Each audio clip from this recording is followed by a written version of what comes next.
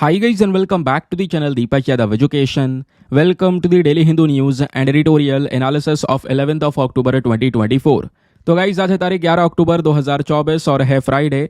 देखेंगे आज के द हिंदू कंप्लीट न्यूज़पेपर को एनालाइज करेंगे। बट लेक्चर में आगे बढ़ने से पहले अगर आपको इस लेक्चर का पीडीएफ चाहिए तो क्या करना है, सबसे पहले डाउनलोड करना है टेलीग्राम, देन उसके बाद जाके सर्च बॉक्स में टाइप करना Deepak Yadav education UPSC.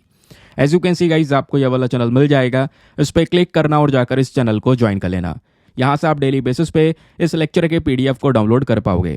Now हमेशा की तरह हम लोग अपने लेक्चर को एक मैप के क्वेश्चन के साथ स्टार्ट करेंगे। तो आज आप सभी को मैप में जाकर देखना है कोंगो रिवर को कहाँ पर है एग्जैक्टली लोकेटेड, इसको अच्छे से मैप में देखना, देन उसके बाद आकर नीचे कमेंट सेक्शन में टाइप करना, जिससे कि आप लोग इसको लंबे समय तक याद रख पाओगे।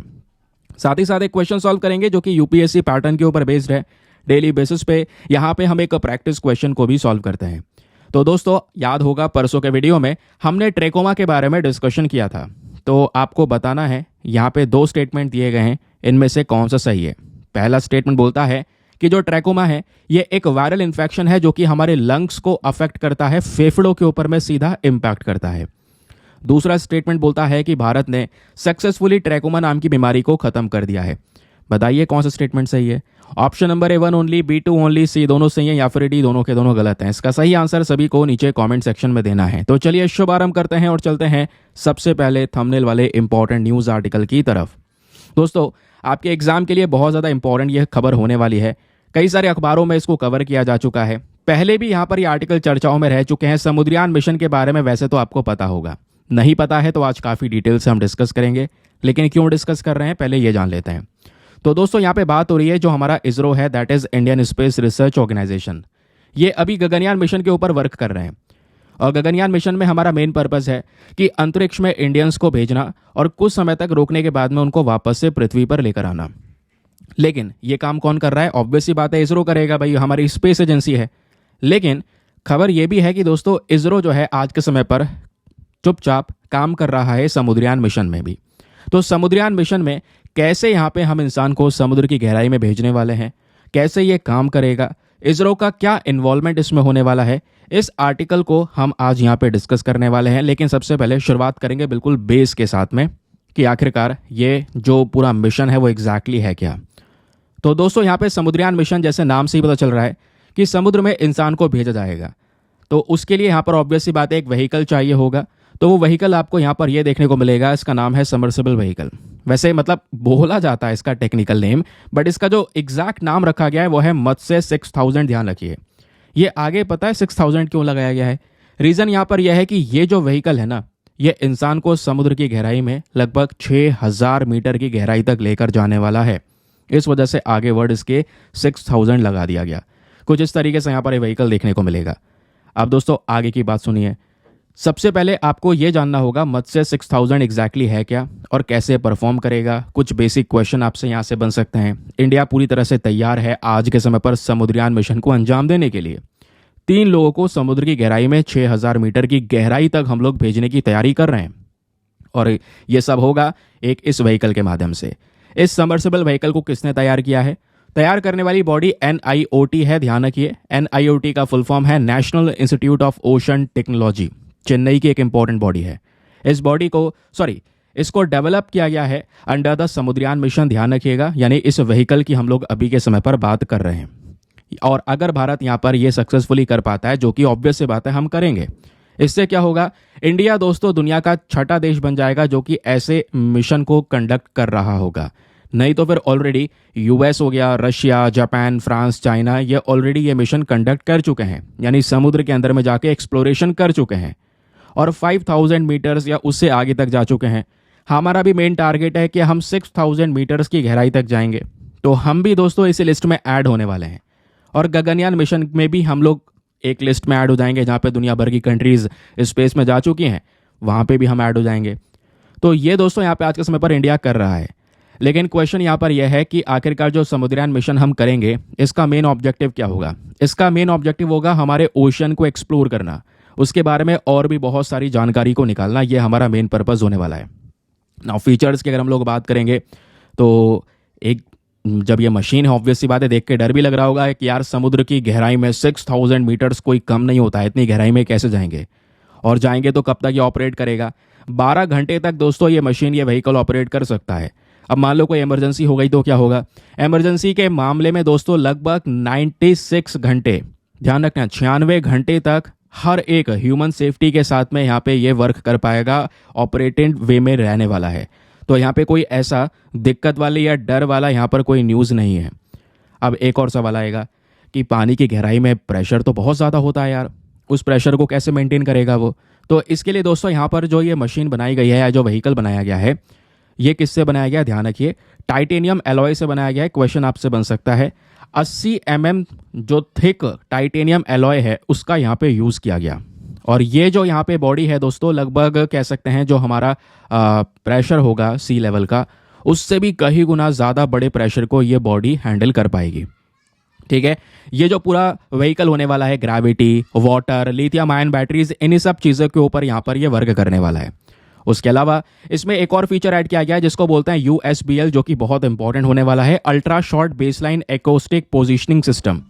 ये क्या है दोस्तों, मैं आपको बताता हूं, लेकिन उससे पहले ज़रा ये जानिए आखिरकार इस व्हीकल को हम समुद्र में पहुंचाएंगे कैसे?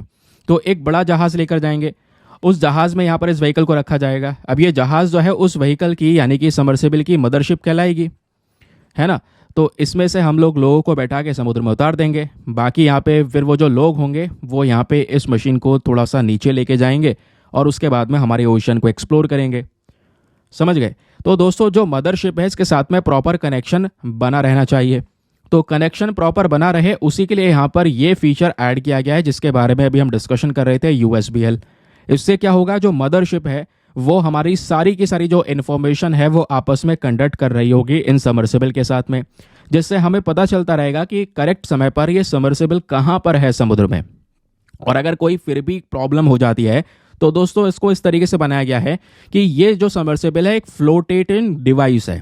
कहने का मतलब है अगर कोई प्रॉब्लम हुई भी, नीचे कनेक्शन वगैरह नहीं मिल पा रहा है, तो ये ऊपर आ जाएगा और तैरने लगेगा, है ना। समुद्र के सरफेस पे यहाँ पर ये तैरने लगेगा। इस तरीके से इसको यहाँ पे तैयार करा गया है ताकि आराम से यहाँ पे इसका पता लगाया जा सके। नाउ अब फटाफट कुछ इंपॉर्टेंट फैक्ट्स डिस्कस कर लेते हैं समुद्रयान मिशन को लेकर, एग्जाम में हेल्प करेगा। समुद्रयान मिशन दोस्तों भारत का पहला मैन्ड मिशन होने वाला है जहाँ पे इंसानों को समुद्र के अंदर भेजा जाएगा for the exploration of the deep ocean, है ना, समुद्र की गहराई को एक्सप्लोर करने के लिए। नाउ ये जो मिशन है दोस्तों उसको डिज़ाइन क्यों किया गया है आप समझ गए। ये जो मिशन है इसके ऊपर में कई सारे क्रिटिसिज्म लोगों के देखने को मिले कि हमारे इकोसिस्टम को डिस्टर्ब कर देगा, बट यहाँ पे कह सकते हैं जो मिशन कंडक्ट कर रहे हैं उनका कहना है ऐसा कुछ भी नहीं होने वाला है। हमारे इकोसिस्टम को किसी प्रकार का कोई डिस्टर्बेंस नहीं पहुंचाएगा ये पूरा मिशन। इसका क्योंकि मेन पर्पज़ यही है बस खाली हमारे ओशन को एक्सप्लोर करना, उसके बारे में जानना। कोई सैंपल वगैरह मिलेगा तो उसको कलेक्ट कर सकते हैं। अब कलेक्ट कैसे करेंगे? कोई बाहर निकलेगा क्या?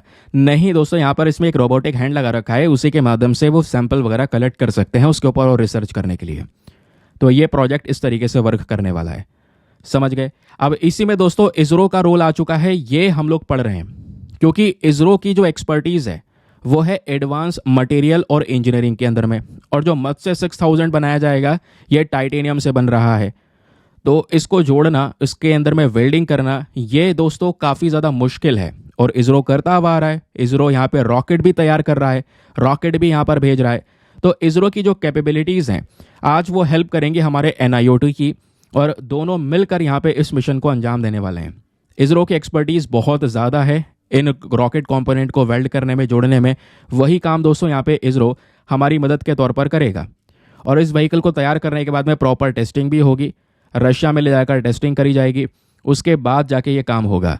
तो ये जो कोलैबोरेशन है हमारे इसरो का और NIOT का, ये हमें ये दर्शाएगा कि भारत की किस तरीके की जो कैपेबिलिटीज़ हैं, हमारा स्पेस और डीप सी एक्सप्लोरेशन में वो देखने को मिलेगा।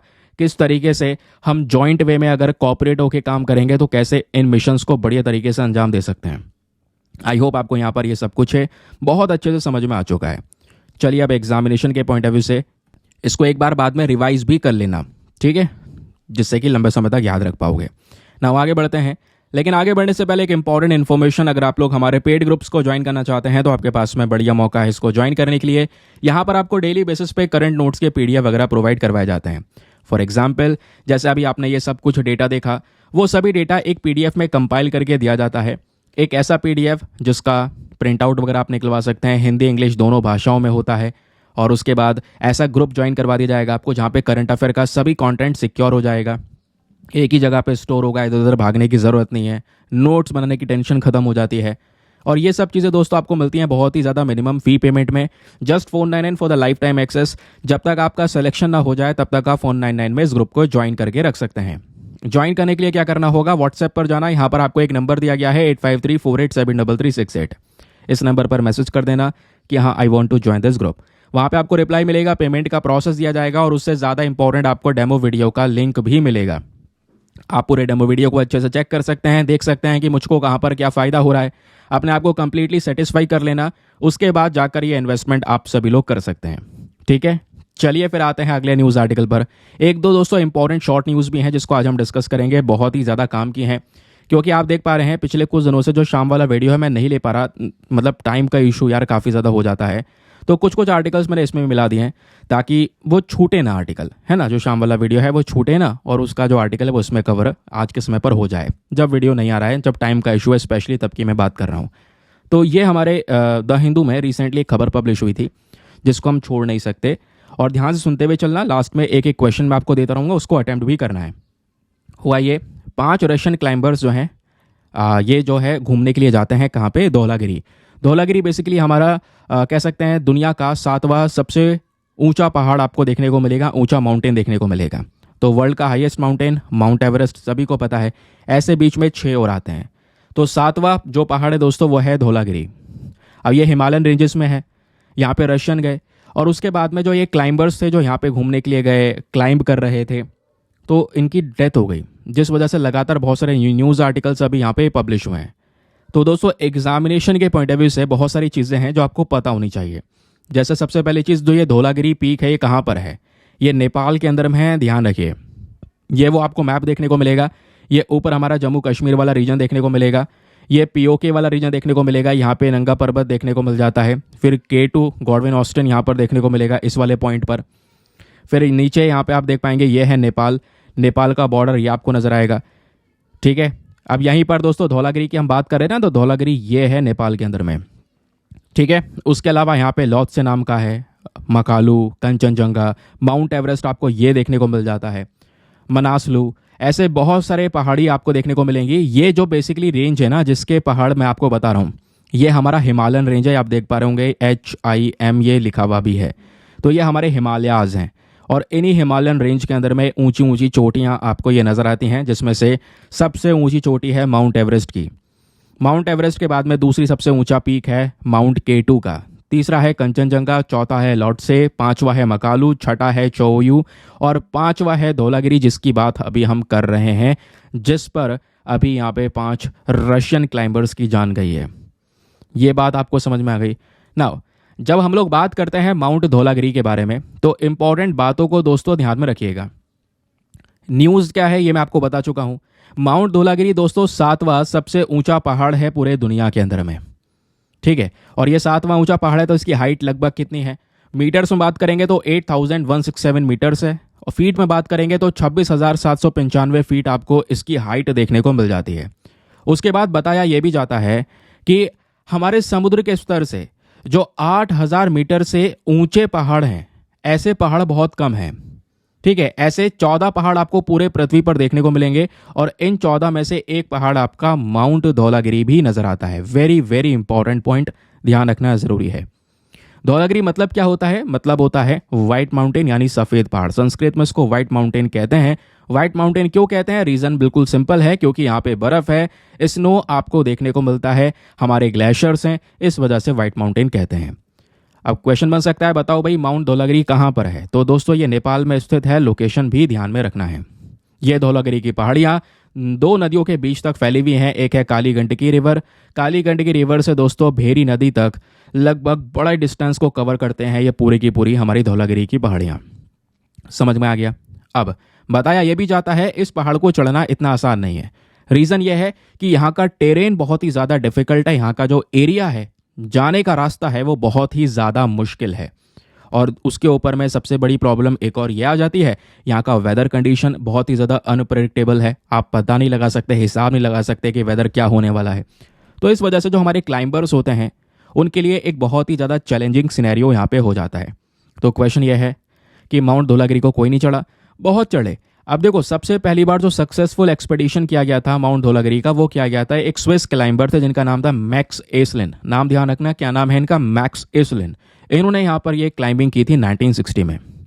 तो ये है हमारा पहला एक इंपॉर्टेंट शॉर्ट न्यूज़। ना शॉर्ट न्यूज़ तो आपने पढ़ ली, लेकिन एग्जाम में अगर कोई क्वेश्चन बन गया तो, एग्जाम में अगर सवाल बन गया तो इस तरीके से यहाँ पे बन जाएगा। क्वेश्चन यहाँ पे आप देख सकते हैं। सवाल है, which of the following mountain peak is located in Nepal. बताओ, चारों में से नेपाल में कौन सा माउंटेन पीक देखने को मिलेगा? K2, धौलागिरी, नंगा पर्वत या कंचनजंगा?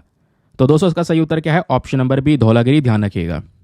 बाकी अगर आप नंगा पर्वत, कंचनजंगा, इन वाले पहाड़ों को देखोगे तो यहाँ पर ये आपके जम्मू कश्मीर वाला रीजन हो गया, उसके अलावा जो हमारा इंडिया नेपाल वाला, सॉरी नेपाल और इंडिया का जो बॉर्डर है स्पेशली वहाँ पे आपको देखने को मिलेगा। जैसे K2 यहाँ पर ये हो गया इस वाले हिस्से में, नंगा पर्वत यहाँ हो गया JNK वाले रीजन में, कंचनजंगा की बात करेंगे तो ये जो बॉर्डर वाला रीजन है यहाँ पर है। पूरी तरह से नेपाल में कौन सा हमारा माउंटेन है उन चारों में से? तो वो है धौलागिरी। ठीक है, तो ऐसे क्वेश्चन बन सकते हैं। यहीं पे कंफ्यूजन हो सकता है कि भाई यार ये भी है, ये भी है, तो ध्यान रखिएगा। यहीं पे मैं आपकी प्रैक्टिस करवा रहा हूँ। चलिए, एक और न्यूज़ आर्टिकल है जिसको हमने स्किप कर दिया था लेकिन बहुत इंपॉर्टेंट है, द हिंदू के अंदर में पब्लिश हुई है। द हिंदू का ही इनिशिएटिव है हमारा बिजनेस लाइन। तो यहाँ पे क्या बात हो रही है? आपको पता है रिसेंटली जो यहाँ पे ओला इलेक्ट्रिक स्कूटर है उनकी चर्चाएं बहुत हो रही हैं। एक कंट्रोवर्सी भी आपस में यहाँ पर दो लोगों के बीच में हो गई। अब होता यहाँ पर यह है कि जो ओला इलेक्ट्रिक है इनको ना शॉकॉज नोटिस भी मिला है। अब ये शॉकॉज नोटिस मिला तो है, किसकी साइड से मिला है? CCPA की साइड से, that is central consumer protection authority. अभी बताऊंगा मैटर है क्या। मैटर यहाँ पर यह है कि सेंट्रल कंज्यूमर प्रोटेक्शन अथॉरिटी नाम की जो बॉडी है, नाम से ही पता चल रहा है कि ये जो कंज्यूमर्स होते हैं, आप हो, मैं हूँ, हमारी सुरक्षा करने के लिए इस बॉडी को बनाया गया है। हमारे साथ में कोई गलत उपयोग ना कर दे अपने सामान का, या फिर हमें मतलब कोई झूठ बोल के कुछ और प्रोडक्ट ना दे दे, है ना। तो ये सब चीज़ें होती हैं। तो इसके लिए यहाँ पर इस CCPA को बनाया गया। तो CCPA ने भी एक नोटिस भेजा ओला जो कंपनी है, स्पेशली इलेक्ट्रिक कंपनी, उसको।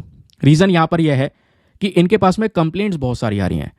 मतलब आज के समय पर मतलब बोला जा रहा है कि मंथली बेसिस पर भी हज़ारों कंप्लेंट्स यहाँ पे दर्ज हो रही हैं, बट ओला की साइड से कोई प्रॉपर एक्शन नहीं लिया जा रहा है या प्रॉपर सर्विस नहीं दे रहे। तो खबर यही है कि ओला इलेक्ट्रिक, जो कि एक इलेक्ट्रिक 2 व्हीलर मैन्युफैक्चरर है ना, स्कूटी वगैरह बनाते हैं बैटरी वाली, तो हाल ही में इनको एक नोटिस मिला है CCPA की साइड से। रीज़न यहाँ पर यह है क्योंकि इन्होंने कंज्यूमर राइट्स का वॉयलेशन किया है। मानव अधिकार जो हैं आपके, स्पेशली मतलब कंज्यूमर के जो राइट्स हैं, तो उनका यहाँ पे उल्लंघन किया है। क्योंकि उल्लंघन हुआ कैसे? जो एडवर्टीजमेंट दिया है उसमें मिसलीड किया है कि भाई एडवर्टीजमेंट दिया कुछ और, प्रोडक्ट कुछ और थमा दिया, या जो ट्रेड कर रहे हैं या जो व्यापार चल रहा है इनका, उसमें गलत तरीके अपना रहे हैं, जिस वजह से यहाँ पर ये पूरा नोटिस मिला। अब नोटिस देने का काम किसने किया? CCPA ने। और आपके एग्जाम के लिए भी कौन सी बॉडी इंपॉर्टेंट है? CCPA ही इंपॉर्टेंट है। तो चलिए मैं आपको directly central consumer protection authority के बारे में पढ़ा देता हूँ। ये कुछ बेसिक सी बातें ध्यान में रखना है, जो आपको बताऊंगा ये पढ़ के जाना है, यहीं से क्वेश्चन आएगा। कंज्यूमर प्रोटेक्शन एक्ट 2019 का यह प्रॉपर कानून है दोस्तों, जिसको 9 अगस्त 2019 में लेकर आया गया। लेकिन इस कानून ने प्रॉपर तरीके से वर्क करना शुरू किया 20 जुलाई 2020 को। और ये वही कानून है जिसने कंज्यूमर प्रोटेक्शन एक्ट 1986 को रिप्लेस कर दिया था। 1986 का एक ऑलरेडी हमारे पास में एक्ट था, लेकिन वो बहुत पुराना है यार, तो उसको 2020 में हटा दिया गया, रिप्लेस कर दिया गया। हमारे पास में आ गया नया एक्ट। अब नए एक्ट के माध्यम से ही क्या होता है, हम हमने CCPA, central consumer protection authority नाम की बॉडी बना ली। तो ये जो CCPA बना है, ध्यान रखिएगा, ये हमारे 2020 वाले एक्ट के माध्यम से बनाया गया है। CCPA को बनाने का मेन पर्पस यही है कि जो ग्राहक है, जो कंज्यूमर हैं, उनके जो राइट्स हैं, उनके अधिकार जो है उसकी सुरक्षा की जा सके, उनके साथ में कोई धोखाधड़ी ना करे, उनके साथ में कोई मिसलीडिंग एडवर्टीजमेंट दिखा के कुछ और न थमा दे। समझ गए? अब क्वेश्चन यह है कि CCPA नाम की जो बॉडी बनाई गई है, कौन से मंत्रालय के अंडर बनाई गई है? तो वो है ministry of consumer affairs, food and public distribution. ये हमारा एक इंपॉर्टेंट मंत्रालय देखने को मिलेगा जिसके अंडर में CCPA काम करता है। अब काम तो करता है, लेकिन सर CCPA के पास में क्या ताकत है, कैसे हैंडल करेगा मामले को? तो दोस्तों जब बात आती है ताकत की, तो ये इसको ताकत दी गई है कि हमारे कंज्यूमर के राइट्स को प्रोटेक्शन करना। वही सिंपल सी बात है, बार बार वही दोहराएंगे। अनफेयर ट्रेड प्रैक्टिस को यहाँ पे रोकना और कोई भी मिसलीडिंग एडवर्टीजमेंट को रोकना। और कोई ये हरकत करता है तो फिर उनके खिलाफ में सीधा सीधा ये एक्शन लेंगे, सिंपल सी बात है। और एक्शन लेने के लिए है कौन कौन। मतलब सीसीपीए, हम बॉडी के बारे में तो सुन रहे हैं, इनका काम क्या ये सुन लिया, लेकिन इसमें होता कौन कौन है। इसमें होते हैं एक चीफ कमिश्नर जो कि इसके हेड होते हैं, बाकी 2 और दूसरे कमिश्नर्स आपको देखने को मिल जाएंगे जो इसके मेंबर होते हैं। समझ गए। अब दोस्तों यहाँ पे बोला जा रहा है जो 2 कमिश्नर हैं इनमें से एक को तो थमा दिया जाता है जो हमारा गुड्स वाला सेक्टर है, जहाँ पे सामान को लेकर पूरा सेक्टर डील करता है, और दूसरा जो केस है दोस्तों, यानी दूसरे जो व्यक्ति उनको सर्विसेज वाला सेक्टर दे दिया जाता है। तो ये सब मिलकर इस तरीके से सीसीपीए की जो नाम की बॉडी है इसको चला रहे हैं। पावर्स की बात करते हैं इनके पास में, आखिरकार शक्ति क्या है। तो सीसीपीए कहीं पर भी किसी मामले में बीच में इंटरवीन कर सकता है। उसको अगर लग रहा है कि यहाँ पे कंज्यूमर के साथ में कोई प्रॉब्लम्स हो रही हैं तो वहाँ पे वो अपने आप एंटर कर सकता है उसको बचाने के लिए गलत व्यापार से, या गलत यहाँ पर उसको जाल में फंसने से। और कैसे बचाएगा भाई, उस अगर मान लो किसी व्यक्ति को कोई गलत प्रोडक्ट मिल भी गया है तो वो उसको वापस करेगा, रिफंड लेगा, ऑब्वियस ही बात है ना। तो उन सब में सीसीपीए हेल्प करेगा। और अगर ऐसा कुछ नहीं है तो सीसीपीए के पास में एक पूरा इन्वेस्टिगेशन विंग भी है, एक प्रॉपर ऐसी बॉडी जो इन्वेस्टिगेशन तहकीकात करने का काम करेगी, और इस इन्वेस्टिगेशन विंग को हमारे डायरेक्टर जनरल हेड करते हैं। इसका मेन काम क्या है कि कहीं पर भी अगर ऐसे कानून का उल्लंघन हुआ है तो ऐसे केसेस के अंदर में इंक्वायरीज वगैरह बैठाना, इन्वेस्टिगेशन करना मामले को। और सीसीपीए को यहाँ पे दोस्तों बहुत सारी पावर दे दी गई हैं। उसमें से एक पावर है सुओ मोटो एक्शन की, यानी कि अगर इनको खुद से लग रहा है कि हाँ इस मैटर में प्रॉब्लम है तो सीसीपीए खुद से इस मैटर को उठा सकता है। जैसे यूपीएससी वाला जो कोचिंग का एडवर्टीजमेंट है वो भी तो मिसलीड हो रहा है ना, तो ऐसे जो एडवर्टीजमेंट है उसमें भी सीसीपीए बोला था, याद होगा आपको। तो ये यहाँ पे बोला गया। तो इतनी ताकत है सीसीपीए के पास में, खुद से भी कोई भी केस उठा सकता है। उसको लग रहा है कि हाँ यह मामला गड़बड़ा रहा है, उस मामले को सही करने के लिए बात उठा सकता है, उस कंपनी का लाइसेंस को कैंसिल कर सकता है, उसके खिलाफ में सूट वगैरह फाइल की जा सकती हैं, एक्शन लिया जा सकता है प्रॉपर तरीके से। समझ गए। तो सीसीपीए के पास में ये सभी पावर्स हैं कि वो एक कंपनी को पूरी तरह से उसकी जो प्रैक्टिस है वो रोक भी दे, अगर वो कंपनी नहीं मान रही उनके ऊपर पेनल्टीज लगा दे, और उस पेनल्टी को लगातार बढ़ाता रहे। तो इसीलिए यहाँ पे बोलते हैं कि भाई ये सेंट्रल कंज्यूमर प्रोटेक्शन अथॉरिटी है। ये बेसिक चीज़ें ध्यान में रखना, स्पेशली इसके मेंबर्स कौन से मंत्रालय के अंडर में आता है और इसकी पावर्स, दैट्स इट। अब एग्जाम में देखो यहाँ से क्वेश्चन बन सकता है। ये क्वेश्चन आपको मैं दे रहा हूँ, इसका आंसर आपके सामने नहीं है, बट आंसर आपको देना है हाथों हाथ नीचे कमेंट सेक्शन में। जो कि यहाँ पे लोग पढ़ना चाहते हैं तो सीधा वीडियो पॉज करो और इसका आंसर दो, वरना मैं आपको क्वेश्चन पढ़ के बता रहा हूँ। क्वेश्चन है, which of the following is not a function of the central consumer protection authority. CCPA का फंक्शन इन चारों में से कौन सा नहीं है नहीं बताना है, नहीं है ये बताना है। तो कंज्यूमर राइट्स को प्रोटेक्ट करना या प्रोमोट करना, भाई इसका तो फंक्शन है, वो तो कंज्यूमर राइट्स की बात ही कर रहा है। दूसरा, जहां पर भी अनफेयर ट्रेड प्रैक्टिस है उसको इन्वेस्टिगेट करना, ये भी इसका फंक्शन है, ये भी इसका मेन काम है। उसके अलावा जो एसेंशियल कमोडिटीज होती हैं, ज़रूरतमंद सामान है, उसके प्राइस को रेगुलेट करना, क्या ये सीसीपीए का काम है? ऐसा कुछ नहीं है भाई, प्राइस को रेगुलेट करने का काम सीसीपीए का नहीं, कहाँ से हो गया। चौथा, यहाँ पे बोलता है कि कोई कंप्लेंट आई है तो उसके खिलाफ एक्शन लेना, अगेन ये भी सीसीपीए का काम है। ये प्रोटेक्शन अथॉरिटी है ना, तो आराम से आप लिंक कर पाएंगे। तो ए बी डी तीनों सही हैं, लेकिन सी वाला गलत है। भाई जो भी कमोडिटीज है, जो भी सामान है, उसके प्राइस का सीसीपीए से क्या लेने देना। आपके साथ में कुछ गड़बड़ी हो रही है तो उस केस में यहाँ पर सीसीपीए हेल्प करेगा आपकी। समझ गए। तो इस बात को ध्यान में रखिएगा। चलिए आगे आते हैं नेक्स्ट आर्टिकल की तरफ। अगला आर्टिकल भी बहुत ज़्यादा काम का है, specially GS paper number 3 environment के साथ में आप इसको लिंक कर पाएंगे। क्या बात हो रही है, बिहार के अंदर में एक नया टाइगर रिजर्व आ सकता है। जो हमारी कायमूर वाइल्ड लाइफ सेंचुरी है बिहार में, इसको टाइगर रिजर्व देने की बात की है, और सेंट्रल गवर्नमेंट ने यह अप्रूवल भी दे दिया है कि चलो ठीक है, यहाँ पे कायमूर वाइल्ड लाइफ सेंचुरी को टाइगर रिजर्व का दर्जा दे देंगे। अब दोस्तों यहाँ पे ध्यान रखिए, कभी भी कोई टाइगर रिजर्व है, वाइल्ड लाइफ सेंचुरी है, या कोई भी नेशनल पार्क है, जिनका लोकेशन बहुत इंपॉर्टेंट होता है। एग्जाम में बहुत बार, या कह सकते हैं जब भी कोई भी वाइल्ड लाइफ सेंचुरी वगैरह चर्चाओं में है तो उसका लोकेशन ही यूपीएससी ने पूछा है, ये एग्जाम में पूछा गया है। तो न्यूज़ क्या है ये तो आपको पता चल गया है, सीधा मैंने आपको सोर्स दिखा के इकोनॉमिक टाइम्स का आर्टिकल पढ़ा दिया। लेकिन अब एग्जाम के लिए आपको बेसिक सी बातें ध्यान में रखनी है कि ये कायमूर वाइल्ड लाइफ सेंचुरी एग्जैक्टली क्या है, इसके बारे में क्या क्या ध्यान रखना है, क्योंकि हम ऑब्वियस सी बात है एग्जाम के लिए पढ़ रहे हैं, है ना। तो दोस्तों ये जो पर्टिकुलर वाइल्ड लाइफ सेंचुरी है, ये बिहार का जो कायमूर डिस्ट्रिक्ट है वहाँ की सबसे बड़ी सेंचुरी आपको देखने को मिलेगी। ये हमारा मैप है, अगर हम बिहार को अच्छे से देखें मैप में तो आपको ये देखने को मिलेगा हमारा बिहार। कैपिटल है पटना। बिहार की एक बहुत बड़ी बाउंड्री लगती है नेपाल के साथ में, इंटरनेशनल बाउंड्री। उसके अलावा वेस्ट बंगाल के साथ में, देन झारखंड के साथ में, एंड देन उसके बाद में यूपी के साथ में। तो बहुत बड़ी बाउंड्री आपको ये देखने को मिल जाती है। ठीक है, अब बिहार का मैप को अगर आप देखेंगे, डिस्ट्रिक्ट मैप को देखेंगे, तो यहीं पर है ये काइमूर। ये काइमूर नाम का एक डिस्ट्रिक्ट है। इसी डिस्ट्रिक्ट में दोस्तों काइमूर वाइल्ड लाइफ सेंचुरी है। इसी को यहाँ पे टाइगर रिजर्व देने का अप्रूवल मिला है। ठीक है, अब दोस्तों ये जो पर्टिकुलर रेंज है, यानी कहने का मतलब है जो हमारा ये पूरा डिस्ट्रिक्ट, ये जो वाइल्ड लाइफ सेंचुरी पड़ रही है, कौन सी रेंज में पड़ रही है? विंध्याचल हिल रेंज में। जो हमारी विंध्यास की पहाड़ी आपको देखने को मिलेंगी, उन्हीं हिल रेंज के अंदर में ये हमारा जो रीजन है वो पड़ता है, ध्यान रखिए। या फिर ये जो काइमूर वाइल्ड लाइफ सेंचुरी है वो पड़ती है। ठीक है, विंध्यास रेंज में पड़ती है। क्वेश्चन आपसे बन सकता है। फिर बात करेंगे नदियों के बारे में।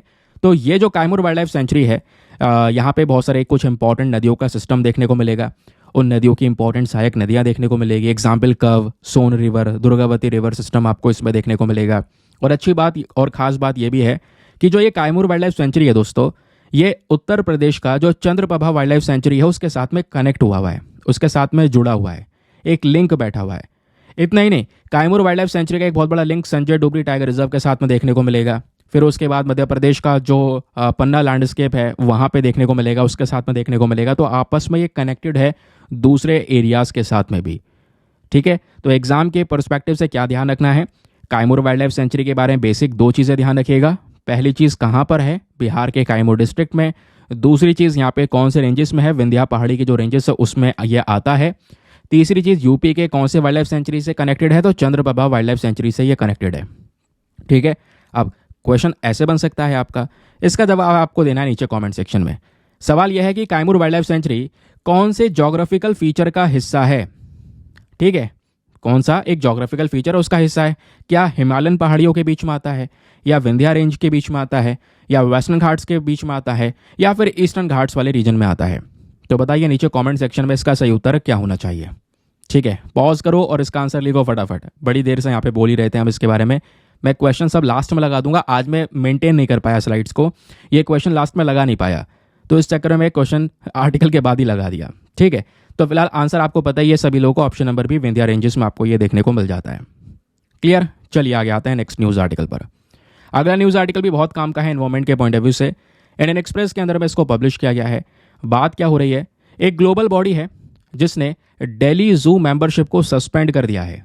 दिल्ली के अंदर में एक चिड़ियाघर है, उसकी मेंबरशिप सस्पेंड कर दी गई। रीज़न यहाँ पर यह है क्योंकि उस चिड़ियाघर ने अच्छे से एक अफ्रीकन एलिफेंट का ध्यान नहीं रखा। समझ गए? तो इस चक्कर में क्या हुआ, उसको हटा दिया गया, उसकी जो मेंबरशिप है वो खत्म कर दी गई एक इंपॉर्टेंट बॉडी से। वो कौन सी बॉडी है जहां से मेंबरशिप खत्म की गई है? तो उस बॉडी को शॉर्ट फॉर्म में हम वाजा के नाम से जानते हैं, वजा के नाम से। इसका फुल फॉर्म है वर्ल्ड एसोसिएशन ऑफ जू एंड एक्वेरियम्स। जो हमारे एक्वेरियम है जहाँ पे मछलियों को देखने को मिलता है, ये जू चिड़ियाघर आपको देखने को मिलेंगे, तो यहाँ पे इनके लिए एक प्रॉपर बॉडी है वजा नाम की, और कई सारे जो एरियाज है वो इनके मेंबर्स हैं। तो वजा ने अभी हाल ही में दिल्ली का जो एक चिड़ियाघर है उसकी मेंबरशिप इसमें से कर दी खत्म, क्योंकि इनका जो ट्रीटमेंट है वो एक अफ्रीकन एलिफेंट के प्रति सही नहीं था इस वजह से। नहीं तो फिर यहाँ पर जितने भी हमारे जू होते हैं, चिड़ियाघर होते हैं, उनकी प्रॉपर प्रोटेक्शन करने का काम ही वजा का होता है। तो वजा बेसिकली हमारे एग्जाम के लिए इंपॉर्टेंट बॉडी हो सकती है। हम सोचेंगे यार ये बॉडी कहाँ से आ गई, ये तो न्यूज़ में थी नहीं, लेकिन न्यूज़ में कवर हो रही है ना, तो यहीं से हमें पढ़ना होता है। वजा ध्यान रखिए एक अम्ब्रेला ऑर्गेनाइजेशन है, एक बहुत बड़ी ऑर्गेनाइजेशन, बहुत बड़ा संगठन है, स्पेशली जो दुनिया भर के चिड़ियाघर होते हैं या एक्वेरियम्स जो होते हैं उनके लिए ये बॉडी बनाई गई है।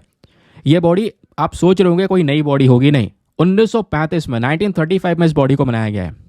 ये इकलौता ऐसा संगठन है जो कि हमारे चिड़ियाघर को या जितने भी एक्वेरियम होते हैं दुनिया में उनको यहाँ पर एक पहचान देता है या उनकी बात करता है। अदरवाइज ऐसी कोई भी बॉडी नहीं है जहाँ पे चिड़ियाघर वगैरह को प्रोटेक्ट किया जा रहा हो या कोई बॉडी कवर कर रही हो, उनकी बात कर रही हो। तो चिड़ियाघर या एक्वेरियम्स की जब बात हो रही है तो उनको रिकग्निशन देने के लिए भी एक वजा बॉडी है। और ध्यान रखिए जो वजा है ना, इसका एक मेन मिशन है, मेन पर्पज़ है। वो पर्पज़ क्या है? वो पर्पज़ है जितने भी हमारे चिड़ियाघर हैं या एक्वेरियम हैं या दूसरे और भी ऐसे ऑर्गेनाइजेशन जहाँ पे एनिमल की केयर की बात हो रही है, एनिमल के वेलफेयर की बात हो रही है, एनवायरमेंटल एजुकेशन की बात हो रही है, तो ऐसे जितने भी यहाँ पे ऑर्गेनाइजेशंस हैं उन सबको गाइड करना, उन सबको सपोर्ट करना, उन सबको आगे बढ़ावा देना, ये सब काम हमारे इस वजा मिशन का है। ध्यान रखिए। वज़ा के मेंबर्स की बात करेंगे तो उसमें क्या क्या चीज़ें आ सकती हैं, हमारे चिड़ियाघर और एक्वेरियम्स भी आ सकते हैं। उसके अलावा रीजनल और नेशनल एसोसिएशन जो होते हैं जू के, वो आ सकते हैं, यानी कि हमारे देश में कोई अलग से बॉडी है जू के लिए तो वो सब इसमें आ सकते हैं। एक्वेरियम्स आ सकते हैं, या दूसरे और भी कोई ऑर्गेनाइजेशंस हो गए, है ना, या फिर जू वेटरेनियंस हो गए, या जू एजुकेटर्स हो गए दुनिया भर से, वो सब यहाँ पे कवर हो सकते हैं, इसके मेंबर्स हो सकते हैं। ध्यान रखिए, किसके? इसी वज़ा के। तो वज़ा ये एक इम्पॉर्टेंट रोल प्ले करता है। वज़ा का मेन काम यही है कि एनिमल वेलफेयर को प्रमोट करना, एक कोऑर्डिनेशन को प्रमोट करना, जू की प्रोटेक्शन की बात करना, जू में जानवर हैं उनकी बात करना, उनके साथ भी गलत हो सकता है उसके बारे में डिस्कशन करना, ये सब काम वज़ा का है। और वज़ा ने यहाँ पर अपनी एक इंपॉर्टेंट पार्टनरशिप भी बना रखी है इंटरनेशनल कंजर्वेशन ऑर्गेनाइजेशन के साथ में, ये यहाँ पे बोला जा रहा है। और उसके बाद जब ये इंटरनेशनल कंजर्वेशन ऑर्गेनाइजेशन को आप पढ़ोगे तो आपको नाम से ही पता चल रहा है, ये भी हमारे एनिमल्स की प्रोटेक्शन की बात करता है बॉडी।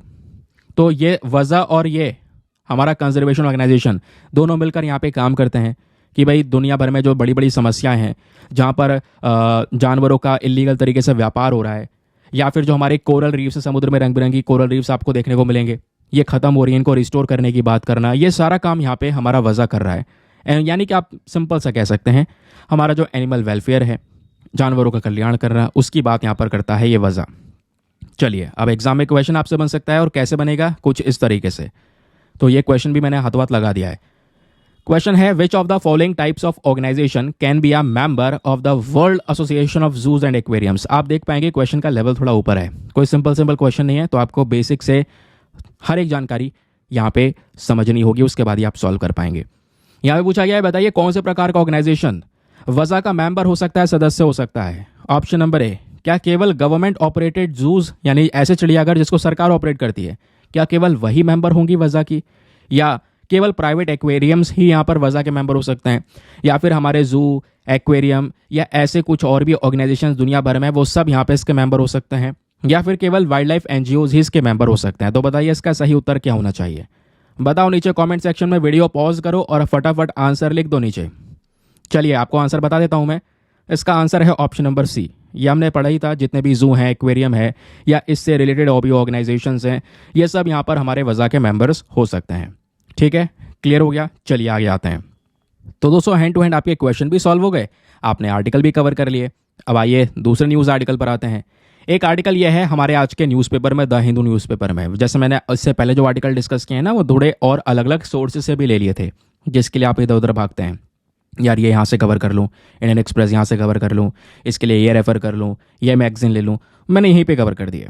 चलिए अब अगला आर्टिकल दोस्तों, अगर आप द हिंदू न्यूज़पेपर को उठा के देखेंगे तो एक है भारत और आसियान के रिलेशन के बारे में, ये हमने कल ही डिस्कस किया है। तो जिसने नहीं पढ़ा है वो आप कल वाला वीडियो देख लीजिए, पूरा कंप्लीट तरीके से आसियान के बारे में हर एक एस्पेक्ट मैंने डिस्कस किया हुआ है, तो इतना ज़्यादा दोबारा यहाँ पे इसको कवर करने की ज़रूरत नहीं है। पेज नंबर 8 पर प्रेजेंट है आज के अखबार में, ये वाला आर्टिकल हमारे काम का है। यहाँ पे बात हो रहा है, सरकार ने एक ऑर्गेनाइजेशन है जिसका नाम है हिज़्ब उर तहरीर, इस ऑर्गेनाइजेशन को टेररिस्ट ऑर्गेनाइजेशन का दर्जा दे दिया है, इसको आतंकवादी संगठन घोषित कर दिया है। नाउ आज हम बात करेंगे कि कैसे एक इंसान को या कैसे किसी ऑर्गेनाइजेशन को आतंकवादी घोषित किया जा सकता है, और अगर घोषित किया भी जाता है तो कौन से नियम के माध्यम से किया जाता है। तो दोस्तों वो नियम है हमारे पास में UAPA, that is unlawful activities prevention act, है ना, जो कि यहाँ पर अनलॉफुल है जो एक्टिविटीज़ हैं, जो गैर कानूनी कानून है, काम है, देश के अंदर में अशांति फैलाने का काम है, जितनी भी अनलॉफुल एक्टिविटी उसको रोकने का काम करता है यूएपीए। और ध्यान रखिएगा, ये जो काम किया गया है, इस हिज़्ब उर तहरीर ऑर्गेनाइजेशन को एक टेररिस्ट ऑर्गेनाइजेशन का जो दर्जा दिया है सरकार ने, ये सब यहाँ पर होम मिनिस्ट्री के थ्रू किया गया है, क्योंकि होम मिनिस्ट्री ही ऐसे पर्टिकुलर चीज़ों को मैनेज करती है। उन्होंने ही कल के दिन में इस बॉडी को एज अ आतंकवादी संगठन घोषित कर दिया, और ये बोला कि ये जो आउटफिट है, ये जो हिज़्ब उर तहरीर है, इसने बहुत सारे आतंकवादी हमले किए हैं, टेरर एक्टिविटीज़ के अंदर में ये इन्वॉल्व है। उसके अलावा आजकल ये यूथ को यहाँ पे कहीं ना कहीं रेडिकलाइज कर रहा है टेररिस्ट ऑर्गेनाइजेशंस को ज्वाइन करने के लिए। उसके अलावा फंड्स वगैरह यहाँ पे ये रेस कर रहा है टेरर एक्टिविटीज़ के लिए। एक सीरियस थ्रेट है हमारे देश की सुरक्षा के लिए, हमारी सॉवरेनिटी के लिए। इसलिए सरकार डिसीजन ये लेती है कि क्योंकि हमने ये वचन लिया है कि हम टेररिज्म को, जितना भी आतंकवाद उसको ख़त्म करेंगे, उसी के लिए यहाँ पर जो HUT है, हिज़्ब उर तहरीर, इसको कर दिया जा रहा है बैन, इसको आतंकवादी संगठन का एक दर्जा दिया जा रहा है। तो ये बेसिकली हमारा न्यूज़ आर्टिकल देखने को मिलेगा। अब एग्जामिनेशन के लिए क्या पढ़ना है, आर्टिकल तो सब पढ़ लेंगे। एग्जाम में दोस्तों कई सारी चीज़ें पूछी जा सकती हैं, आपसे डायरेक्टली यूएपीए के बारे में पूछा जा सकता है। तो आइए पहले मैं आपको यूएपीए के बारे में बता देता हूँ एग्जैक्टली कैसे है यूपीए और कैसे काम करता है। चलिए, तो ये देखिए दोस्तों, यूएपीए की जब बात करते हैं तो यूएपीए का मेन पर्पज़ है जितने भी अनलॉफुल एक्टिविटीज़ हैं उन सब अनलॉफुल एक्टिविटीज़ को रोकना, उनको प्रिवेंट करना। यही तो मेन पर्पज़ है, नाम से ही पता चल रहा है। अनलॉफुल एक्टिविटीज़ क्या हो सकती हैं? अनलॉफुल एक्टिविटीज़ में वो सभी एक्टिविटी हैं जहाँ पे वो हरकतें हो रही हैं जो देश के खिलाफ में हैं, हमारे देश के इंटीग्रिटी को, हमारी सॉवरेनिटी के अगेंस्ट में चले जाते हैं। ठीक है, इस वजह से यहाँ पर यूएपीए कानून को लेकर आया गया। यूएपीए को कई बार हम एंटी टेरर लॉ भी बोलते हैं, यानी आतंकवाद के खिलाफ यहाँ पे एक सख्त कानून है। अब जितनी भी अनलॉफुल एक्टिविटीज़ है, जैसे मैंने आपको बताया, कोई भी इंसान भी कर सकता है या कोई दूसरी ऑर्गेनाइजेशन यानी बड़ा एसोसिएशन भी कोई हरकत कर सकता है। जब वो हमारे देश की सॉवरेनिटी को या हमारे देश के इंटीग्रिटी को नुकसान पहुंचाएगा तो समझना वो यहाँ पर अनलॉफुल एक्टिविटी है। और फिर ऐसे केसेस को मैनेज करने की पावर यूएपीए के तहत है। और यूएपीए के तहत पावर मिलेगी किसको? हमारी सेंट्रल गवर्नमेंट को। हमारी केंद्र सरकार के पास में एब्सोल्यूट पावर है कि अगर कोई ऐसी हरकत करता है तो उसको पनिशमेंट दी जा सके यूएपीए के तहत। और पनिशमेंट इतनी खतरनाक कि उम्र कैद भी दी जा सकती है और डेथ पेनल्टी, मौत की सजा भी सुनाई जा सकती है। इससे बड़ी पनिशमेंट क्या हो रही यूएपीए में? तो ये यूएपीए के बारे में बेसिक चीज़ आपको समझ में आ गया ना। अब इसके अंदर में मेजर प्रोविजंस क्या हैं, आइए पहले ये बता देता हूँ। यूएपीए के जो मेजर प्रावधान है, इसमें ध्यान रखिए, यूएपीए एक स्पेशल प्रोसीजर है, एक ऐसा स्पेशल प्रोसीजर प्रोवाइड करवाता है जहां पे आप टेररिस्ट एक्टिविटीज़ के साथ में डील कर सकते हैं या दूसरी ऐसी कोई और अनलॉफुल एक्टिविटीज़ के साथ में डील कर सकते हैं। हमारी केंद्र सरकार जो है, ये किसी भी इंसान को, एक पर्टिकुलर व्यक्ति को भी, एक मैंने बोला ना, एक इंडिविजुअल को भी आतंकवादी घोषित किया जा सकता है या एक ऑर्गेनाइजेशन को भी टेररिस्ट ऑर्गेनाइजेशन डिक्लेयर किया जा सकता है, जैसे अभी एचयूटी को डिक्लेयर किया है, जिसकी वजह से ये डिस्कशन हम कर रहे हैं ना। लेकिन डिक्लेयर ऐसे थोड़ी कर सकते हैं। डिक्लेयर कब करेंगे? जब वो ऑर्गेनाइजेशन या जब वो इंसान किसी आतंकवादी एक्टिविटी के अंदर में पार्टिसिपेट कर रहा हो या टेररिज्म के लिए प्रिपेयर हो रहा हो या टेररिज्म को प्रमोट कर रहा हो या किसी ना किसी तरीके से टेररिज्म में इन्वॉल्व हो, तो उस पर्टिकुलर केस के अंदर में यहाँ पे यूएपीए वर्क करता है। इसको ध्यान में रखिएगा। अब दोस्तों, यहाँ पर यूएपीए एक्ट के तहत में क्या होता है, एक इन्वेस्टिगेशन ऑफिसर होता है।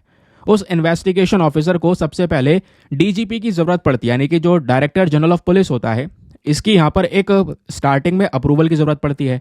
और जैसे यहाँ पर डीजीपी की साइड से अप्रूवल मिल जाएगा, वो इन्वेस्टिगेशन ऑफिसर किसी भी व्यक्ति जिसको यूएपीए के तहत टेररिज्म चार्जेस के थ्रू ट्रीट किया गया है, उसकी प्रॉपर्टीज को जब्त कर सकता है। तो इन्वेस्टिगेशन ऑफिसर किसी की प्रॉपर्टी को जब्त कर सकता है। इतना ही नहीं, अगर ये इन्वेस्टिगेशन हमारा एनआईए यानी नेशनल इन्वेस्टिगेशन एजेंसी के माध्यम से चलाया जा रहा है, तो एनआईए के जो डायरेक्टर जनरल होते हैं उनसे भी अप्रूवल लेने की ज़रूरत है। और जैसे अप्रूवल मिल जाएगा, एनआईए एजेंसी के जो ऑफिसर हैं वो भी यहाँ पर किसी व्यक्ति के प्रॉपर्टी को सीज कर सकते हैं इस यूएपीए के तहत। तो यूएपीए के तहत जो बहुत सारी पावर्स है वो हमारे एनआईए को भी मिल रही है, रैंक ऑफ इंस्पेक्टर को भी मिल रही है, और भी बहुत सारे यहाँ पर लोगों को ये पावर्स दी जाती हैं। ये जैसे आप ध्यान में रखेंगे। अब कई सारे प्रोसीजर्स जो कि यहाँ पे फॉलो करने होते हैं, उसके बाद ही आप यूएपीए एक्ट को इम्प्लीमेंट कर पाएंगे। जैसे जब केंद्र सरकार किसी संगठन, किसी ऑर्गेनाइजेशन को अनलॉफुल डिक्लेयर करेगी, तो एक प्रॉपर तरीके से कोर्ट बैठाया जाएगा, यानी ट्राइब्यूनल बैठाया जाएगा, और वो ट्राइब्यूनल हमारी केंद्र सरकार बनाने वाली है। उस ट्राइब्यूनल का मेन काम क्या होगा? इन्वेस्टिगेशन करना, है ना, कि भाई जो डिसीजन लिया है सरकार ने वो सही है या नहीं है। किसी ऑर्गेनाइजेशन को बिना फालतू में तो अनलॉफुल डिक्लेयर नहीं कर दिया, तो इसके लिए कोर्ट बैठाया जाएगा। अब यहाँ पर जो सेंट्रल गवर्नमेंट का नोटिफिकेशन है ना, ये प्रॉपर तरीके से लागू नहीं होगा जब तक ट्राइब्यूनल यानी कि कोर्ट इसको कंफर्म नहीं कर देगा। पहले कोर्ट को कंफर्म करना होगा कि हाँ, केंद्र सरकार ने सही डिसीजन लिया है इस ऑर्गेनाइजेशन को अनलॉफुल डिक्लेयर करके। अगर सही डिसीजन नहीं है तो ऑब्वियस सी बात है, वो डिसीजन पलट दिया जाएगा। तो गवर्नमेंट को यहाँ पे क्या करना पड़ता है? हमारा नोटिफिकेशन किसी भी ऑर्गेनाइजेशन को या किसी भी व्यक्ति को अनलॉफुल डिक्लेयर करने के बाद में एक नोटिफिकेशन भेजना होगा ट्राइब्यूनल यानी कोर्ट को। ये यूएपीए का खुद का ट्राइब्यूनल होगा, तो 30 दिन में ये काम करना होगा। फिर उसके बाद जो है दोस्तों, ट्राइब्यूनल आगे बताएगा कि भाई करना क्या है, कैसे एक्शन लेना है। फिर उसके बाद सवाल ये भी है, ये ट्राइब्यूनल एग्जैक्टली है क्या? चलिए मैं आपको बता देता हूँ। यूएपीए का जो ये ट्राइब्यूनल है दोस्तों, इसको सरकार बनाएगी, जैसे मैंने आपको बताया। गवर्नमेंट ने यहाँ पर इसको बनाया भी है। इसको हेड करेंगे यहाँ पर हाई कोर्ट के एक रिटायर या फिर सिटिंग जज भी हो सकते हैं, वो इसको हेड करेंगे। और जैसे ही केंद्र सरकार की साइड से नोटिफिकेशन मिल जाएगा कि हाँ भाई कोई केस आया है, तो ट्राइब्यूनल यहाँ पर क्या करेगा? उस पर्टिकुलर केस को देखेगा, और देखने के बाद में यहाँ पर वो डिक्लेयर करेगा कि भाई ये लॉफुल है या अनलॉफुल है। अगर सही है, उस व्यक्ति ने कुछ नहीं किया, छोड़ दिया जाएगा। अगर यहाँ पर कुछ एविडेंसेस ऐसे मिलते हैं जो ठोस सबूत हैं और पता चल रहा है कि हाँ भाई ये जो पर्टिकुलर ऑर्गेनाइजेशन है ये अनलॉफुल एक्टिविटीज़ कर रही है या ये व्यक्ति कर रहा है, ये खतरा है देश के सॉवरेनिटी के लिए, इंटीग्रिटी के लिए, तो उसके खिलाफ में दोस्तों फिर एक्शन लिया जाएगा। यूएपीए के तहत हमारे केंद्र सरकार का जो नोटिफिकेशन है, जैसे मैंने आपको बताया कि केंद्र सरकार ने किसी को अनलॉफुल डिक्लेयर कर भी दिया है, ये तब तक लागू नहीं होगा जब तक कोर्ट इसको कंफर्म नहीं कर देता है, यानी कि ट्राइब्यूनल इसको कंफर्म नहीं कर देता। इसी वजह से दोस्तों यहाँ पर एक और एस्पेक्ट आपको पता होना चाहिए। दूसरी तरफ यूएपीए का बहुत ज़्यादा क्रिटिसिज्म भी होता है, आलोचनाएं भी होती हैं, यूएपीए सही नहीं है, एक कह सकते हैं ड्रैकोनियन लॉ है, ज़बरदस्ती यहाँ पर केंद्र सरकार के पास में बहुत सारी पावर्स आ गई हैं, ऐसा बोला जाता है। क्यों? क्योंकि यूएपीए का जो सेक्शन नंबर 35 है वो हमारे सरकार को यहाँ पे पावर दे रहा है किसी एक व्यक्ति को आतंकवादी घोषित कर देना। तो गवर्नमेंट यहाँ पे कर सकती है, गवर्नमेंट को केवल शक भी हो सकता है, बिना किसी प्रोसेस के ये काम कर सकती है। इससे यहाँ पर उस व्यक्ति के या उस ऑर्गेनाइजेशन के जो फंडामेंटल राइट्स हैं, स्पेशली आर्टिकल 21 हो गया है ना, ये सब वायलेट हो सकते हैं, ये यहाँ पे बोला जा रहा है। उसके अलावा बहुत ज़्यादा टाइम कंज्यूमिंग प्रोसेस है, काफ़ी ज़्यादा समय लग जाता है, केसेस डिले पे डिले हो जाते हैं। तो ये यहाँ पे यूएपीए को लेकर कई सारे क्रिटिसिज्म दिखाए गए हैं। अब देखिए ये सब मैं आपको इसलिए बता रहा हूँ क्योंकि यहाँ से क्वेश्चन बन सकता है। यूपीएससी ने यहाँ से 2 बार सवाल पूछे हुए हैं। एक बार सवाल यहाँ पे आपका पूछा है 2021 में, जैसा आप यहाँ पर देख पाओगे, और एक बार पूछा है सवाल 2019 में। समझ गए? दोनों में से कोई से भी क्वेश्चन आप अटेम्प्ट कर सकते हैं। वैसे आगे मैं और भी बहुत सारे क्वेश्चन देने वाला हूँ, उसको अटेम्प्ट करना, क्योंकि ये तो आपको मिल ही जाएगा इसका आंसर, है ना, वही चिपका दोगे। लेकिन अभी मैं आपको देने वाला हूँ कुछ इंपॉर्टेंट क्वेश्चन जहाँ पे आपको सोच समझ के लिखना होगा, वो वाले क्वेश्चन को अटेम्प्ट करना। ठीक है, तो ये आर्टिकल आपको क्लियर हो गया, बेसिक डेटा आपने समझ लिया और एग्जाम में क्या चीज़ पूछी जा सकती है वो भी आपने समझ लिया। चलिए, आज के हमारे द हिंदू न्यूज़पेपर के अंदर में एडिटोरियल पब्लिश हुआ है, 4th पेज पे या 6ठे पेज पे, जो भी एडिटोरियल वाला पेज है आज का अखबार का, उसमें एक एडिटोरियल ये देखने को मिलेगा। एक और एडिटोरियल है यार, मालदीव्स को लेकर है, वो काम का नहीं है, ऑलरेडी बहुत सारे डिटेल में डिस्कशन हो चुका है मालदीव्स को लेकर, भारत मालदीव्स के संबंध कहाँ पर हैं, क्या है, सब कुछ कवर कर लिया है। ये जो आर्टिकल है दोस्तों, यहाँ पे हम बात करने वाले हैं, यूके ने रिसेंटली चैगोज आइलैंड के बारे में आपने सुना होगा, उसको यहाँ पे आज़ाद कर दिया है।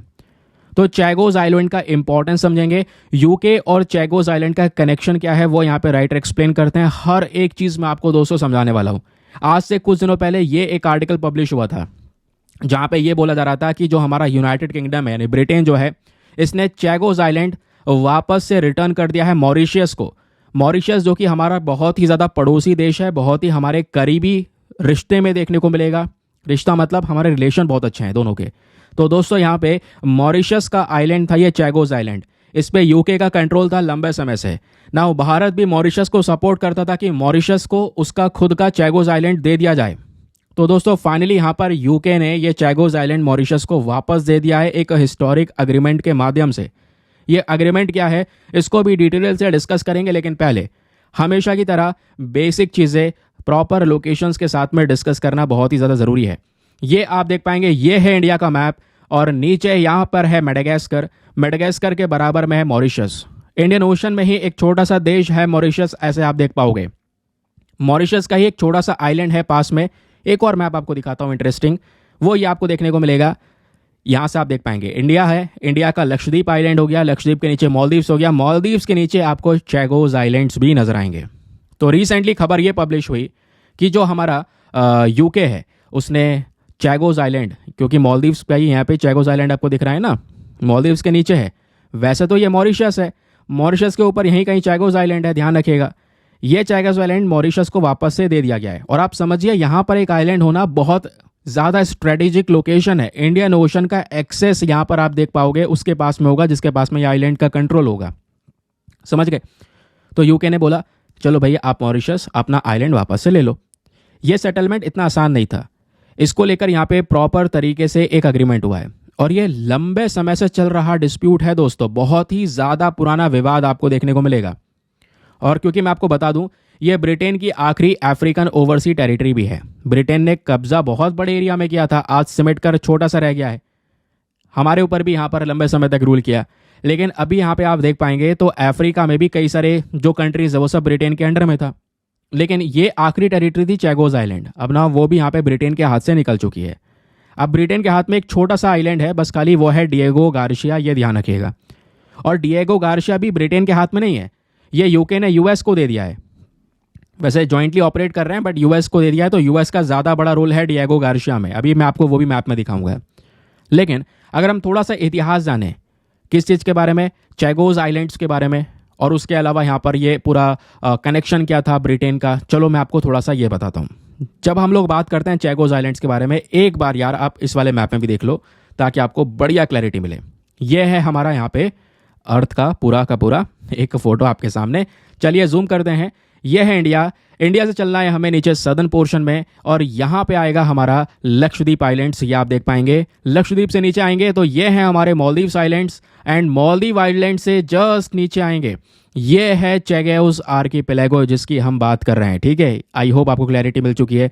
ये इंडिया, ये मालदीव्स, ये रहा मालदीव्स, ये रहे चैगोस आइलैंड।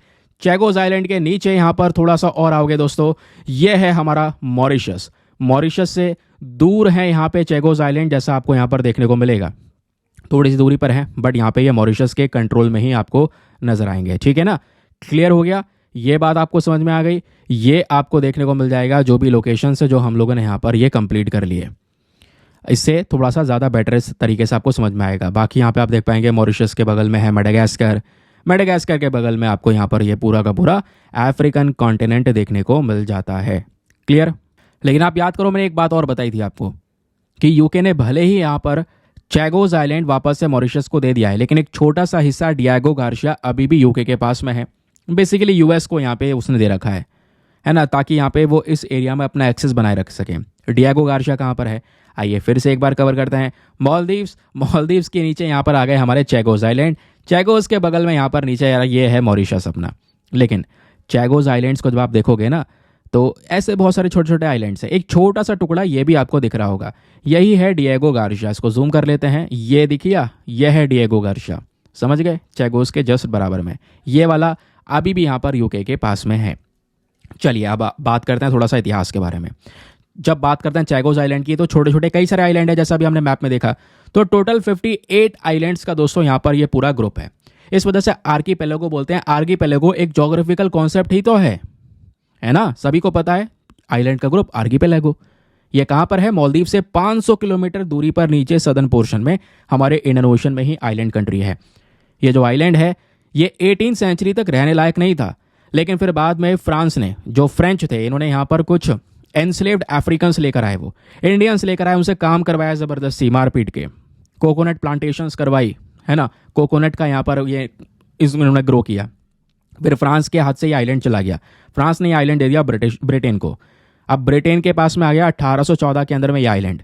अब चैगोस जो है उस समय पर मॉरिशस के साथ में अटैच था। ठीक है, स्पेशली हम मतलब अटैच ऐसा नहीं है कि इतनी दूर पहुंच गया बहते बहते, एडमिनिस्ट्रेटिव पर्पस के लिए, मतलब लीगली आप देख पाएंगे तो वो मॉरिशस का हिस्सा है। तो जो मॉरिशस है, मॉरिशस को आज़ादी मिली दोस्तों 1968 में। मॉरिशस, मैंने बोला ना, ब्रिटेन जो है पूरा का पूरा ब्रिटेन के पास में ही सब कुछ रीजन था, मॉरिशस वगैरह सब ब्रिटेन के पास में था। लेकिन मॉरिशस को आज़ादी मिल गई 1968 में। आज़ादी तो बहुत पहले मिल गई, लेकिन चैगोस आइलैंड अभी भी ब्रिटिश कंट्रोल में था। चैगोस आइलैंड मॉरिशस को वापस नहीं लौटाया। तो दोस्तों अब फाइनली वो अग्रीमेंट हुआ, जहां पे अब क्या किया गया, चैगोस आइलैंड वो वापस से मॉरिशस को दे दिया गया है, क्योंकि इस आइलैंड का इंपॉर्टेंस बहुत ज़्यादा है। यूके चाहता था कि हमारा एक मिलिट्री इंपॉर्टेंस रहे, हम वहाँ पे मिलिट्री प्रेजेंट करके रखेंगे, अपना बेस बना के रखेंगे, ताकि इंडियन ओशन में हमारा एक्सेस रहेगा। लेकिन 1966 में ब्रिटेन और यूएस, ध्यान रखना यहाँ पे कोई मॉरिशस की बात नहीं हो रही है। ब्रिटेन ने क्या किया, यूएस के साथ में एक एग्रीमेंट साइन कर लिया, और डिएगो गार्शिया का एक बहुत बड़ा हिस्सा, जिसको अभी हमने मैप में देखा, वो यहाँ पे यूएसए को दे दिया। और यहाँ पे दोनों ने मिलकर एक बहुत बड़ा मिलिट्री बेस बनाया 1986 तक। समझ में आ गया। फिर दोस्तों यहाँ पे अगर आप देख पाएंगे, डिएगो गार्शिया आज के समय पर यूएस के मिलिट्री के लिए बहुत ही ज़्यादा बड़ा रोल प्ले करता है। मिलिट्री ऑपरेशंस के लिए ज़रूरी है। इवन गल्फ में जो वॉर हुआ, इराक में वॉर हुआ, अफगानिस्तान में बड़े बड़े युद्ध हुए, तो दोस्तों यहाँ पे जो भी चीज़ें हुई वो यहाँ से डिएगो गार्शिया का एक इंपॉर्टेंट रोल हुआ करता था। डिएगो गार्शिया वैसे भी इंपॉर्टेंट है, क्योंकि यहाँ पे बहुत सारे रूट आपको देखने को मिलेंगे, क्योंकि ये है इंडिया, ये है यहाँ पे डिएगो गार्शिया चैगोस आर्कीपेलागो के जस्ट नीचे। तो जब डिएगो गार्शिया को देखते हैं दोस्तों, तो यहीं बराबर में आपका देखने को मिल जाएगा स्ट्रेट ऑफ मलक्का। उसके अलावा यहाँ पर चाइना का एक इंपॉर्टेंट रोल है। चाइना लगातार कंट्रीज में एक्सपैंड कर रहा है, तो यूएस चाहता है कि अपना कंट्रोल बनाना। इस वजह से जो चैगोस आइलैंड है, ये तो मॉरिशस को सौंप दिए गए, लेकिन डिएगो गार्शिया अभी तक मॉरिशस को वापस नहीं दिया गया है। समझ गए। मॉरिशस वैसे लंबे समय से क्लेम कर रहा था कि भाई चैगोस आइलैंड हमारा है, हमें वापस दे दो। 2017 में यूनाइटेड नेशन के पास में ये मैटर पहुंचता है। यूनाइटेड नेशन जनरल असेंबली ने ये मैटर दे दिया इंटरनेशनल कोर्ट ऑफ जस्टिस को, आईसीजे को, भैया मामला सुलझाइए। अब आईसीजे ने 2019 में इस केस को देखा और यूके से बोला भी कि भाई आप चैगोस आर्किपेलागो वाकई में मॉरिशस को दे दो, क्योंकि आपने कब्जाया हुआ है, आपका हिस्सा नहीं है ये। तो यूके मॉरिशस के बीच में एक अग्रीमेंट हो गया और अग्रीमेंट के माध्यम से इस मामले को रिजॉल्व कर दिया गया। लेकिन रिजॉल्व करते ही केवल चैगोस दिया गया, डिएगो गार्सिया अभी भी नहीं दिया गया। डिएगो गार्सिया मिलिट्री बेस रहने वाला है आने वाले 99 साल के लिए, समझ गए। तो अभी भी एक स्ट्रैटेजिक लोकेशन छोड़ी नहीं है इन्होंने। तो इस एग्रीमेंट का इम्प्लीकेशन क्या होने वाला है, यूके यहाँ पर एक ट्रस्ट फंड बनाएगा चैगोसियंस के लिए, उन्हें बहुत परेशान किया है, इस एग्रीमेंट से हेल्प करेगा, उनको यहाँ पर सपोर्ट करने का काम करेगा। नाउ अब मॉरिशस के लोग फ्री हो जाएंगे कि वो अपना पूरा जितना भी लॉ है वो चैगोस आइलैंड पर इंप्लीमेंट कर सकें, डिएगो गार्सिया को छोड़ के। ऑब्वियस सी बात है, क्योंकि वो भी अभी ब्रिटिश इंडियन ओशन टेरिटरी देखने को मिल जाती है। तो ये जो अग्रीमेंट है ये हेल्प करने वाला है बहुत ही ज़्यादा, और मॉरिशस को पूरी तरह से मदद प्रोवाइड करवाई जाएगी कि मॉरिशस अपने एरिया को डेवलप करने के लिए, चैगोस के साथ में कनेक्टिविटी बनाने के लिए चाइना के पास में ना जाए, दूसरे देशों के पास में रहे। ये हमारा मेन रोल होने वाला है। नाउ क्वेश्चन यहाँ पर यह है, इसमें भारत का इंपॉर्टेंट रोल क्या रहेगा। तो दोस्तों यहाँ पे बोला जा रहा है कि अगर हम देखें as a former British colony, India ने लगातार मॉरिशस को सपोर्ट किया है, क्योंकि हमें भी पता है, हम भी वो प्रॉब्लम झेल चुके हैं, ब्रिटिशर्स ने जो यहाँ पर जलाया होगा मॉरिशस को और ज़्यादा लंबे समय तक राज किया। तो प्रॉब्लम यहाँ पर यह है कि मॉरिशस को सपोर्ट करता है भारत लंबे समय से। हम लोग यहाँ पर मॉरिशस से बोलते हुए आए हैं कि भाई यहाँ पे जो चैगोस आइलैंड है वो आपका ही, हम आपको सपोर्ट करेंगे, और ये बात हमने प्रूव की। यूनाइटेड नेशन जनरल असेंबली में 2019 में वोटिंग चली, हमने मॉरिशस के सपोर्ट में, फेवर में वोट डाला कि हाँ ये आइलैंड मॉरिशस को दिया जाए, और इंडिया ने मॉरिशस के साथ में अपने रिलेशंस को मजबूत भी किया। हम लगातार सपोर्ट कर रहे हैं, उनके कई सारे प्रोजेक्ट्स के अंदर भी लगातार पैसा प्रोवाइड करवा रहे हैं ताकि उनको चाइनीज़ इन्फ्लुएंस से बचाया जा सके। इस बेसिक फैक्ट्स को दोस्तों यहाँ पे ध्यान में रखिएगा, एग्जाम में आपसे यहाँ पे बहुत सारे क्वेश्चन जो है वो बन सकते हैं, ठीक है। और एग्जाम में क्या, प्रीलिम्स में भी सवाल बन सकते हैं और मेंस में भी सवाल बन सकते हैं। चलिए पहले हम लोग प्रीलिम्स वाले क्वेश्चन को देख लेते हैं, कैसे कैसे सवाल बन सकता है। सवाल यह है, जो चैगोस आइलैंड है, चैगोस आइलैंड को ज़बरदस्ती दोस्तों यहाँ पे मतलब ये मेंशन किया जा रहा है कि जो चैगोस आइलैंड पे लोग रहा करते थे, इनको ज़बरदस्ती रिमूव कर दिया गया। 1960 से 1970 के बीच में ज़बरदस्ती इनको हटा दिया गया, निकाल दिया गया। आखिरकार क्या कर रहे थे ऐसा कि चैगोस आइलैंड से वहाँ के लोगों को हटा दिया गया, मॉरिशस भेज दिया गया कि आप जाओ मॉरिशस। उसके पीछे का रीज़न क्या था? क्या वहाँ पे खेती का डेवलपमेंट हो रहा था, या मिलिट्री बेस बना रहे थे, या एनवायरमेंट को प्रोटेक्शन की बात हो रही थी, या साइंटिफिक रिसर्च को लेकर कुछ काम हो रहा था? तो दोस्तों आप सभी को पता है ऑप्शन नंबर बी इसका सही उत्तर है, क्योंकि मिलिट्री बेस बनाया जा रहा था। अब मिलिट्री बेस बनाया भी है, यूएसए का एक इंपॉर्टेंट रोल था। अब फिलहाल यहाँ पे चैगोस आइलैंड छोड़ा जा रहा है, तो मिलिट्री बेस बनाने के लिए वहाँ के लोगों को यहाँ पे उन्होंने हटा दिया, निकाल दिया। इसके लिए अब ट्रस्ट फंड वगैरह बना रहे हैं लोगों को सपोर्ट करने के लिए, समझ गए। चलिए अब देखिए, एक क्वेश्चन मेंस का मैं आपको दे रहा हूँ, इस क्वेश्चन को आप अटेम्प्ट कीजिएगा और लिखने का तरीका ही बताऊंगा। मेंस क्वेश्चन लिखते कैसे हैं आपको टिप्स भी दूंगा, how to approach this question. Question यहाँ पर यह है कि critically analyse the historical background of the UK Mauritius dispute over the Chagos island. Chagos island को लेकर यूके और मॉरिशस के बीच का विवाद क्या है, इसका थोड़ा सा इतिहास समझाइए और डिस्कस कीजिए इस डिस्प्यूट का इम्प्लीकेशंस हमारे इंटरनेशनल लॉ के ऊपर में क्या पढ़ने वाला है।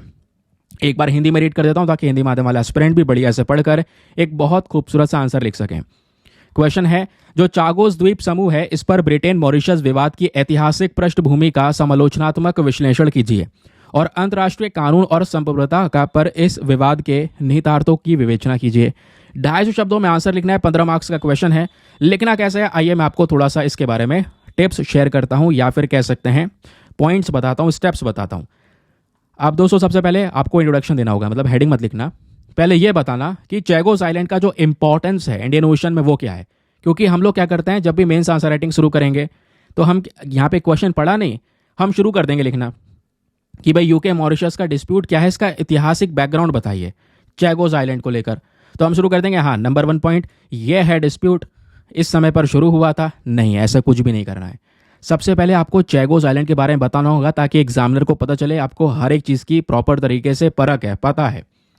चैगोस आइलैंड का इंपॉर्टेंस इंडियन ओशन में क्या है, पहले आपको ये बताना, इंट्रोडक्शन शुरुआत ऐसे करनी है। फिर आपको बताना है कि हाँ कॉलोनियल हिस्ट्री, किस तरीके से ब्रिटेन ने यहाँ पर काम किया और मॉरिशस का चैगोस क्यों लिया, क्योंकि पहले ही आपने बता दिया चैगोस आइलैंड का इंपॉर्टेंस था। वो पता था ब्रिटेन को, इस वजह से यहाँ पर उन्होंने इसको कब्जाया। फिर उसके बाद में आप बता सकते हैं डिएगो गार्सिया के बारे में, उसको मिलिट्री बेस कैसे बनाया गया, कैसे चेगोसियन लोगों को हटाया गया, है ना।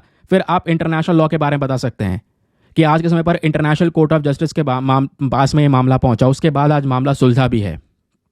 फिर आप एट द लास्ट कंक्लूजन देंगे, अपने ओपिनियन शेयर करेंगे कि आज भी दोस्तों बहुत सारे चैलेंजेस हैं, हिस्टोरिकल इनजस्टिस हुआ है, तो उसको कैसे एड्रेस किया जा सकता है, वो लास्ट में आपने शेयर करना होगा। तो इस तरीके से आप यहाँ पे क्वेश्चन लिख सकते हैं। तो लिखेंगे ना, इसका आंसर लिखकर सबमिट कीजिए। कहाँ पे सबमिट करना है, टेलीग्राम पर जाना, और टेलीग्राम पर जाने के बाद में जैसे आप यहाँ पर देख पा रहे होगे, जाके ना सर्च बॉक्स में लिख देना दीपक यादव एजुकेशन मेंस ग्रुप। जब आप लोग दीपक यादव एजुकेशन मेंस ग्रुप लिखेंगे तो मेरा ये वाला चैनल आपको मिलेगा। इसमें वीडियोस के लिंक शेयर हैं। हाँ, पीडीएफ अपलोड नहीं हुआ है पिछले 3 दिनों से, आज का मिला के 4 हो जाएगा, मैं अपलोड करवा दूंगा, डोंट वरी। मैंने मैसेज किया था यार, लेकिन अपलोड नहीं करवा पाया, क्योंकि यार जो लोग हैं ना वो इधर उधर हुए हुए हैं इस समय पर, तो इस वजह से नहीं अपलोड हो पाया। तो मैं करवा दूंगा, डोंट वरी, ऐसा नहीं है कि अपलोड नहीं होगा, आपको मिल जाएगा कंटेंट ना। उसके बाद जैसे यहाँ पर वीडियो का लिंक आपको दिख रहा है, इसके नीचे यहाँ पे कमेंट लिखा हुआ है, इस कमेंट को ओपन करेंगे, यहाँ पे आप देख पाएंगे। ऐसे ही ना बहुत सारे, मतलब सभी मैसेज के नीचे कुछ ना कुछ कमेंट लिखा होगा, यहाँ पे कुछ और कमेंट भी लिखे हुए हैं।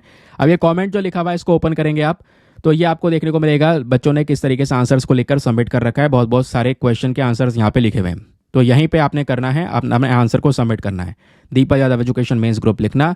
उसके बाद नीचे कमेंट सेक्शन दिखेगा, इसमें क्लिक करना, आपको ये नया ग्रुप ओपन हो जाएगा, इसमें जाके आप आंसर्स को सबमिट कर सकते हैं। क्लियर। फिर आज के ही द हिंदू न्यूज़पेपर में एक और बहुत ही ज़्यादा इंपॉर्टेंट खबर, जैसे दोस्तों हम लोगों ने जो नोबेल प्राइज़ है वो डिस्कस किया है, मेडिसिन की कैटेगरी में जो नोबेल प्राइज़ मिला है वो डिस्कस कर लिया। कल हम लोगों ने फिजिक्स और केमिस्ट्री वाले जो सेक्टर में नोबेल प्राइज़ मिला है वो भी डिस्कस कर लिया। आप दोस्तों लिटरेचर की फील्ड में भी नोबेल प्राइज़ मिल चुका है। लिटरेचर की फील्ड में जो नोबेल प्राइज़ दिया है वो हैन कैंग को दिया है।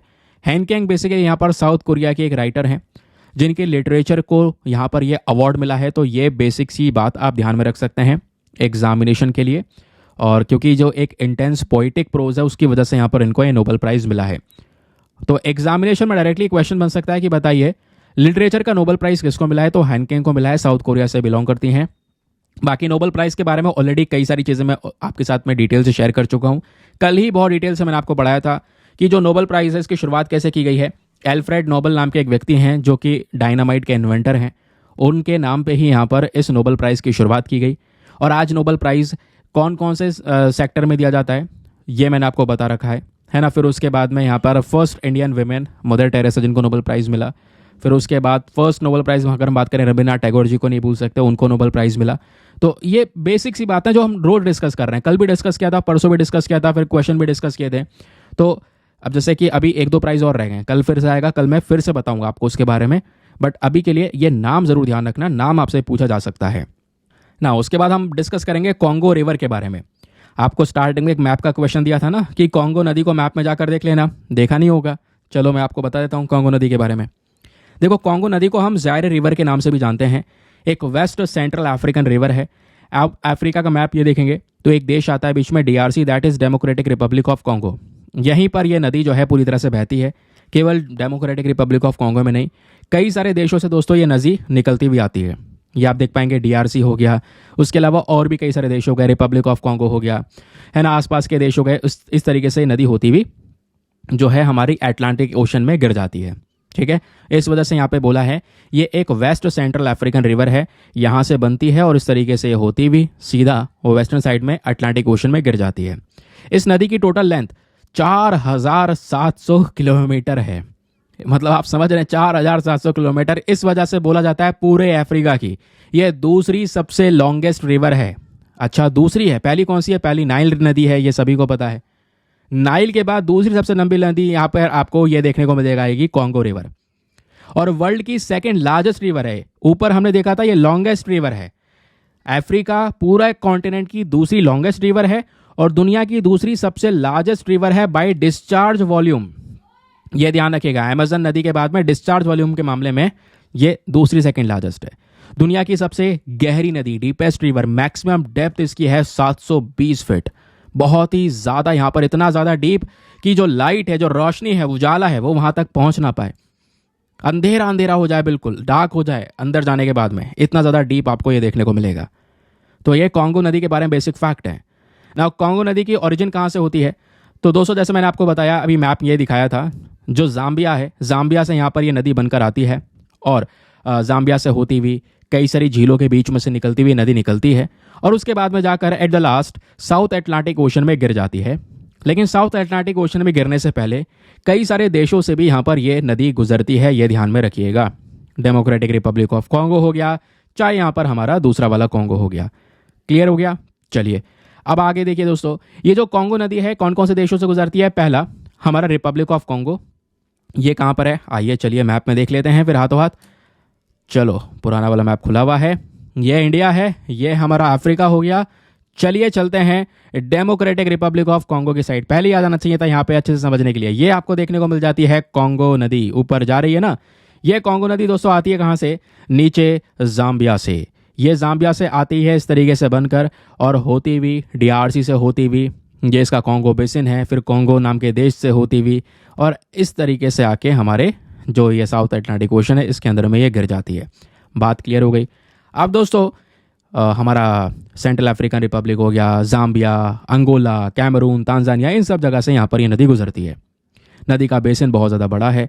उसके अलावा ट्रिब्यूटरीज की बात करेंगे तो उस नदी की बहुत सारी सहायक नदियाँ हैं, छोटी छोटी नदियाँ इसमें आकर मिलती हैं। उसमें लोमामी है, कसई है, लुलोंगा है, उबांगी, अरुविमी, एतेम्बरी, मोंगोला, ये कुछ नदियाँ हैं जो कि यहाँ पर हमारी कॉन्गो नदी में आकर मिल जाती हैं। इसकी ट्राइब्यूटरीज हैं। क्लियर? आगे आते हैं।